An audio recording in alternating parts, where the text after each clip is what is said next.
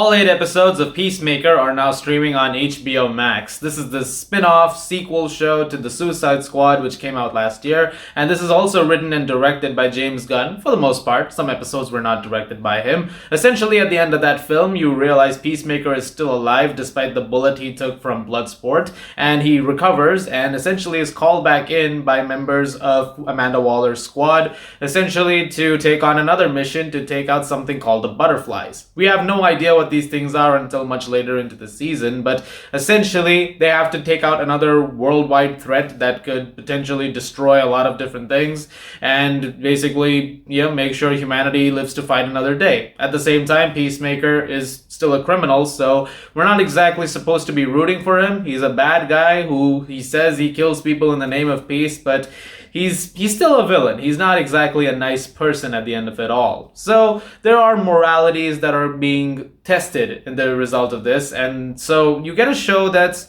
a very interesting character study. Peacemaker, remember, at the end of the day, isn't exactly a moral citizen. I go back to this. He has done awful things. So when you go into a show rooting for somebody who is not even a superhero, you're asking an audience to basically put some faith into it, like, hey, listen, maybe by the end of this, you'll have some sympathy for the guy. And to the show's credit, and to James Gunn's credit, and even John Cena, who I'll talk more about in a minute, this show really pulls off one of the most impressive feats I've seen any comic book property pull off in the last few years. This is a damn good show, and one that actually creates a case for Peacemaker as a character you kind of give a shit about, even though the show constantly tells you that there is no reason to give a shit about him.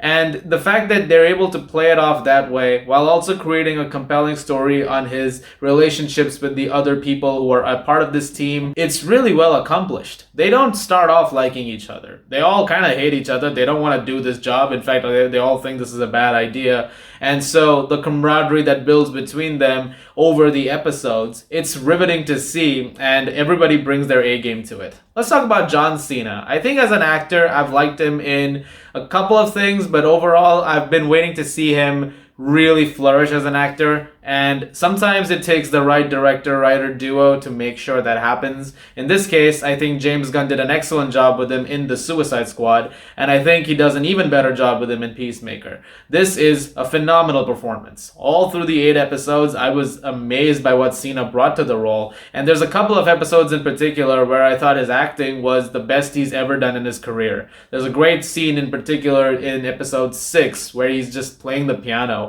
It should be a scene where you're basically supposed to focus on the fact that he's got great piano playing skills. Yes, that is indeed Cena playing the piano.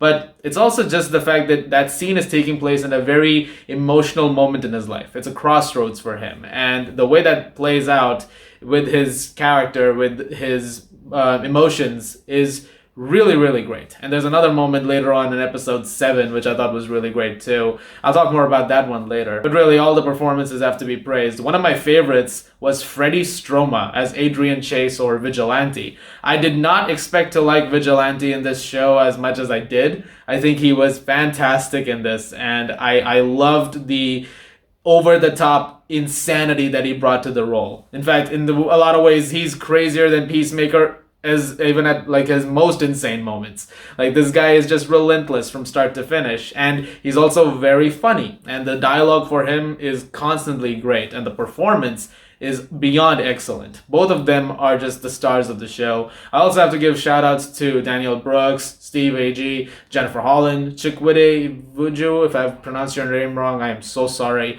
All of them really do wonders with the work that is, being set up for them, and the story that has been set up for them. But if you're going for shout outs, Eagly, the eagle, which is pretty much entirely CGI, that thing is amazing. That is now...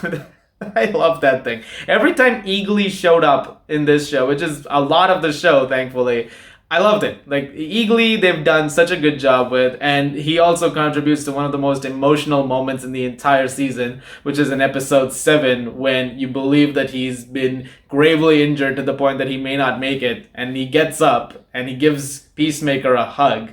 This is reminiscent of the first episode where he does the same thing, and they're like, oh, we don't believe that an eagle can hug you. This time, Adebayo, Daniel Brooks, is witness to it, and it's a beautiful little moment. And it just feels like there are some specific, simple moments that bring out the most. And again, the testament to James Gunn, who has created this. It's such a well-developed show. Everything about it, honestly, I love. The action is brutal. It is savage. There are a lot of different ways people are killed in this, whether it be explosions, decapitations, heads are cut off, faces are... It's nuts.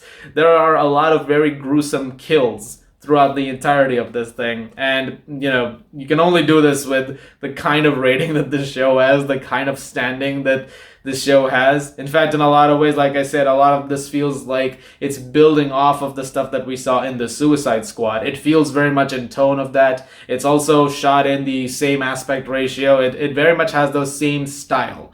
And it's still a part of the DC cinematic universe, though. I feel like that should be noted because it is. They constantly make references to things in it that have happened. And so I'm glad that they were able to tie it into other things that we may have seen before. Also, really great in this is the soundtrack. It's a James Gunn joint. You know you're going to get some excellent music choices, and you do once again. There are some really great musical numbers that are put in here. I haven't even talked about what is maybe the best opening credits ever. I never skipped this intro even once. 8 episodes. I watched it through and through. It was the stupidest grin I had on my face the entire time. And again, great song choice where Wig Bams, Do You Want to Taste It? So really great stuff. I mean, you can honestly praise this show to all eternity. I mean, it's such a bonkers show. And in a lot of ways, when I was watching The Suicide Squad, a movie that I loved, something I always thought to myself was, man, I wish there was a little, I wish you went a little further. Like, you could have. But it wasn't like a major issue for me. It was just something that came to mind while I was watching it. In a lot of ways, Peacemaker very much makes up for that by giving you just balls to the wall madness, whether it be in the language, the explicit content even. It's a crazy ass show. I loved it. I also really liked what they did with the butterflies. They felt like a legitimate threat. They felt like something that could be potentially very destructive to the world's population. And how they pulled that off, I think, was also really, really great.